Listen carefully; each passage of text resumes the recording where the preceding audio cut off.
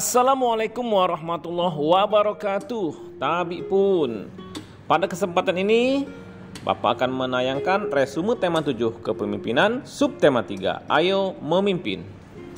Pada bagian pertama materi PPKN tentang pemimpin. Pemimpin adalah seseorang yang diberikan kepercayaan untuk membimbing orang lain dalam kelompoknya. Seorang pemimpin harus tahu kelebihan dan kekurangan yang ada pada dirinya. Pemimpin yang tahu kelebihan dan kekurangan dirinya adalah pemimpin yang bijaksana. Pemimpin yang bijaksana merupakan pemimpin yang amanah atau dapat dipercayai. Pemimpin yang bijak adalah pemimpin yang tidak merasa dirinya yang paling hebat.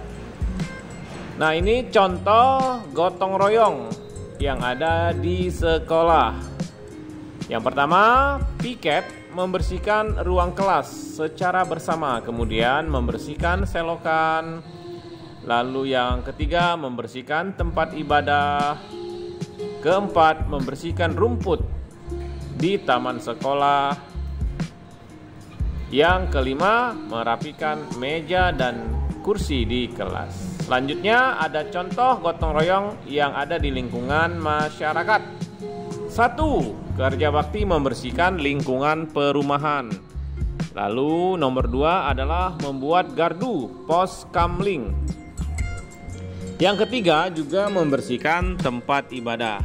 4. Mengadakan lomba perayaan Hari Ulang Tahun Republik Indonesia. Yang kelima, membantu tetangga yang sakit dan membutuhkan bantuan. Kemudian yang keenam, ikut mendirikan rumah tetangga. Di pelajaran PKN juga kita mempelajari tentang nilai-nilai yang terkandung dalam sila kelima Pancasila yang berbunyi keadilan sosial bagi seluruh rakyat Indonesia. Nilai-nilai yang terkandung di dalamnya adalah mengembangkan sikap adil terhadap sesama, kemudian menjaga keseimbangan antara hak dan kewajiban, menghormati hak orang lain, memberi pertolongan kepada orang lain agar dapat berdiri sendiri, suka bekerja keras, menghargai hasil karya orang lain yang bermanfaat bagi kemajuan dan kesejahteraan bersama. Pada pelajaran bahasa Indonesia masih membahas tentang pidato. Pidato adalah sebuah kegiatan berbicara di depan umum untuk menyatakan pendapat atau memberikan gambaran mengenai suatu hal sehingga dapat mempengaruhi pendengarnya. Cara berpidato yang pertama dengan naskah.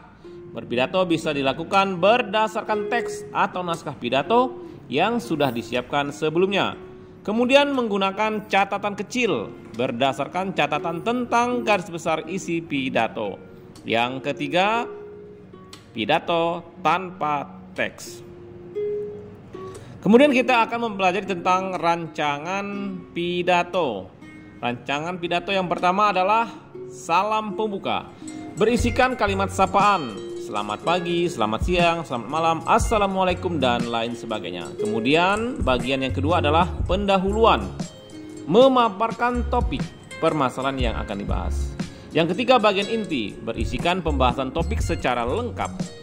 Kalimat ajakan atau bujukan digunakan untuk mengajak pendengar melakukan kegiatan yang diharapkan.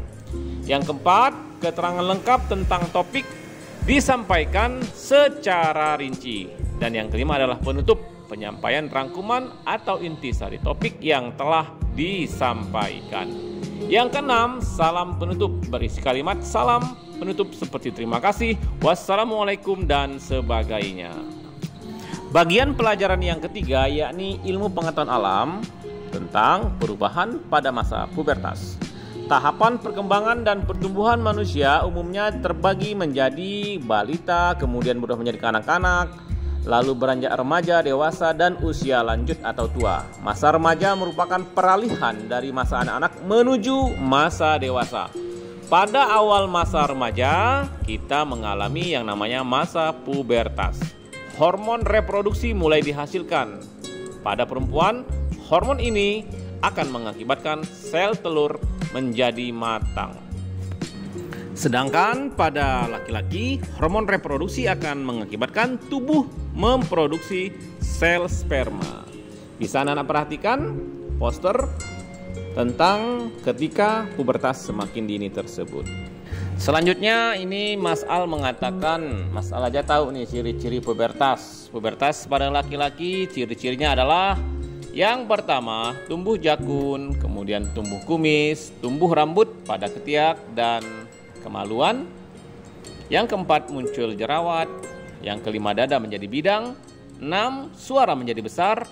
7 mengalami mimpi basah. 8 bau badan. Dan 9 suka dengan lawan jenis. Laki-laki menyukai perempuan dan perempuan menyukai laki-laki.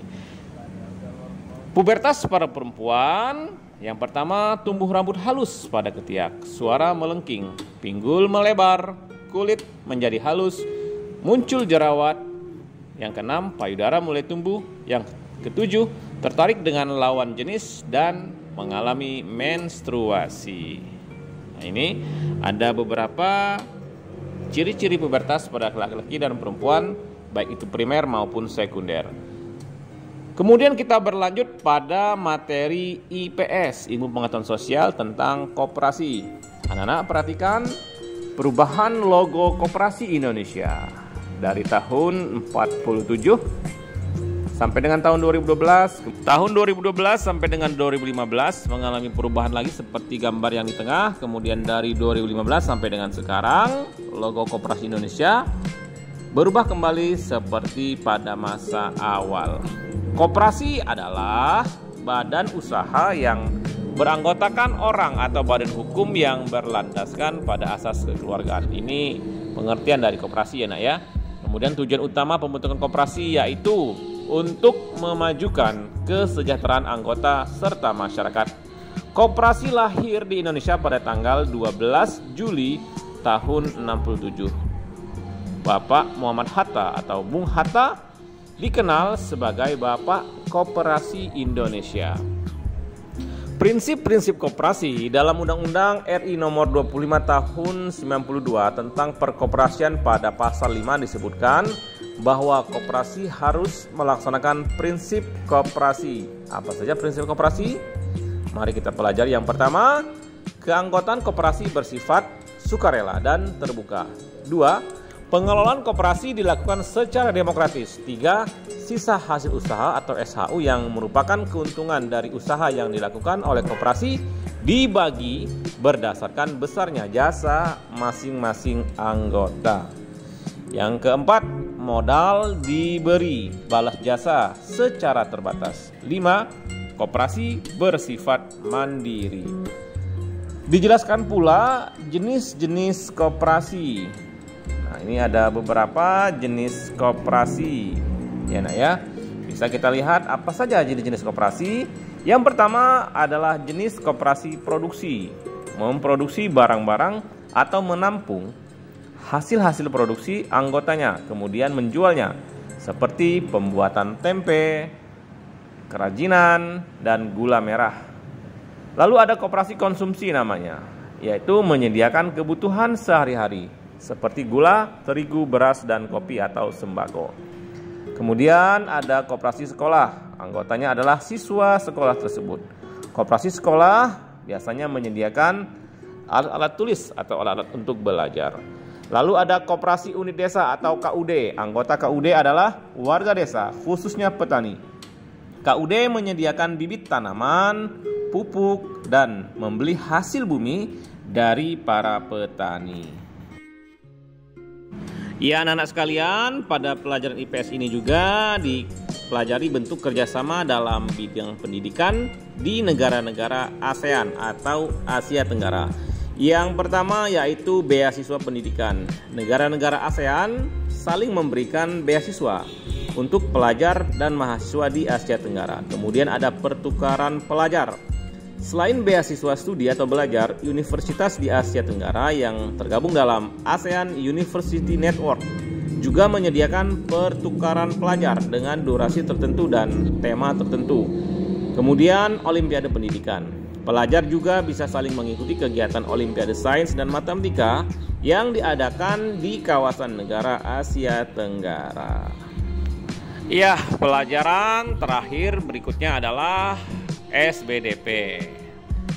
yakni seni patung. Patung adalah pemaparan ekspresi, gagasan, dan ide dalam bentuk karya seni rupa tiga dimensional yang merupakan tiruan dari bentuk manusia dan alam dengan menggunakan berbagai teknik khusus, yakni teknik pahat, cetak, membutsir, dan konstruksi. Ciri-ciri patung yang pertama adalah memiliki bentuk yang dapat dilihat dan dipegang. Dua, memiliki tiga sisi atau volume seperti panjang, lebar, dan tinggi.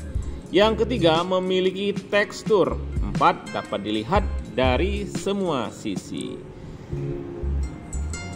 Kemudian Bapak jelaskan jenis-jenis patung adalah yang pertama patung dada. Penampilan karya seni patung sebatas dada ke atas, bagian kepala saja. Patung ini sering disebut dengan patung baste. Kemudian patung torso adalah karya seni patung yang penampilannya hanya menampilkan bagian badan dari dada, pinggang, dan panggul, atau patung manusia yang tidak mempunyai kepala, tangan, dan kaki. Lalu ada patung lengkap. Penampilan karya patung ini lengkap, maksudnya terdiri dari seluruh anggota badan, mulai dari kepala sampai dengan bagian kaki. Apa saja bahan-bahan membuat patung? Yang pertama ada bahan lunak. Yang dimaksud bahan lunak adalah material yang empuk dan mudah dibentuk. Bahan lunak seperti tanah liat, lilin, dan sabun. Yang kedua ada bahan sedang, artinya bahan itu tidak lunak dan tidak pula keras. Contohnya kayu waru, kayu sengon, kayu randu, dan kayu mahoni. Terakhir adalah bahan keras. Bahan keras dapat berupa kayu atau batu-batuan. Contohnya kayu jati, batu padas, batu granit, batu andesit, dan batu pualam atau marmer. Nah, lihat itu ada patung Garuda Wisnu Kencana yang berada di Provinsi Bali. Patung terbesar. Teknik membuat patung yang pertama teknik membentuk. Membuat patung dengan menyusun atau menempel sedikit demi sedikit bahan yang digunakan. Bahannya seperti tanah liat, semen, dan gips. Kemudian teknik yang kedua adalah teknik memahat. Mengurangi bagian bahan yang tidak dipakai dengan cara menoreh, melubangi, menggores, mencungkil, dan sebagainya. Bahan-bahan dalam teknik memahat ini seperti kayu, batu, dan gips yang telah mengeras. Lalu ada juga teknik mencetak. Teknik ini diawali dengan membuat model, kemudian model dijadikan alat pembentuk cetakan. Kemudian cetakan diisi dengan bahan pembuat patung. Bahannya seperti bahan logam, fiberglass, karet, dan kaca. Ini ada gambar pematung yang sedang memahat. Terima kasih telah menyaksikan. Bapak akhiri. Wassalamualaikum warahmatullahi wabarakatuh.